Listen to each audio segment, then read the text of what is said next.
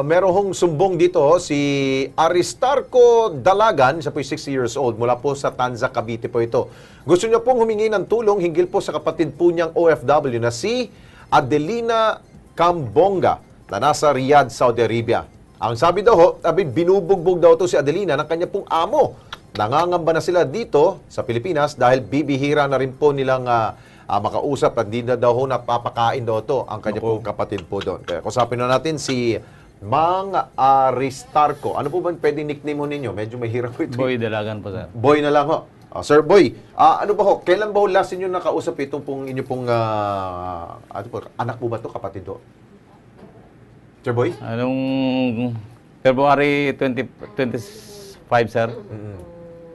Anong sabi ho niya? Sige po, Mang Boy. Sir Alex, Sir Ben, kaya po ako dumulog dito sa tanggapan yung Nakilos Pronto ay dahil po sa kapatid kong si Adelina Dalagan, Cambonga. Oo. Nagtatrabaho sa Riyadh, KSA. Kasi po, sa huling tawag po niya sa amin, ang sabi po niya, gusto na raw po niyang umuwi kasi sinasaktan at binububog daw po siya ng kanyang amo. At kuminsan po, hindi na raw po siya pinapakain. Oo. Kaya Arabo ba ho yung kanya amo ho? Arabo? Arabo po. Arabo, okay. Kaya dumulog po kami sa tanggapan ng OWA. At nung tinawagan ng OWA ang kanyang employer, ay mas lalo pong nagalit. Nako. Kaya Pinagbuntunan, kinumpiska yung cellphone niya. At mula noon, wala na po kaming komunikasyon sa bawat isa.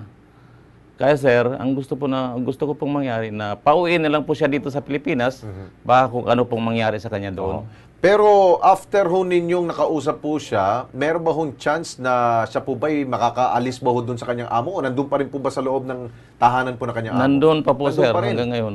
Nako. Pero never ho ano ba ho nagawa na ho ng OWA? Inyo pong naidulog sa kanila ho to? Naidulog Ano po, sabi sir. ho nila ho? Yun nga po, sir. After 3 days. Kaya tinawagan ko nung after 3 days, yun po, mas lalong araw pong nagalit yung amo. Yung amo. Okay, siguro idulog na natin to sa OWA, no? Nasa linya ho si Ma'am Josephine Tobia. Siya pong officer in charge po ng Advocacy and Social Marketing Division po ng OWA. Ma'am Josephine, magandang gabi ho sa inyo. Okay, good evening po sa inyo. Apo, si Alex Buto at si Beno, kasama ko po.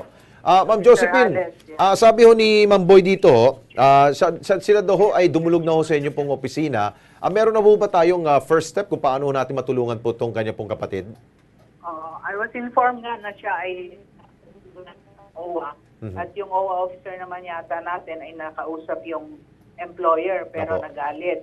So, ang ginawa namin kanina nung nakuha namin yung information is to have our OWA officers again in Riyadh to check on this employer through yung kanyang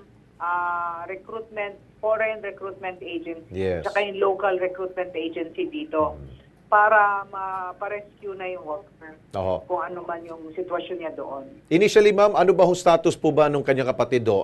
Ito po ba'y tapos na ba yung kontrata o ongoing pa rin po? Tuloy-tuloy pa rin po yung kontrata? Ongoing pa yan Ayun. kasi siguro kaya hindi siya pinapakawalan or hindi pa siya ina-allow na umalis.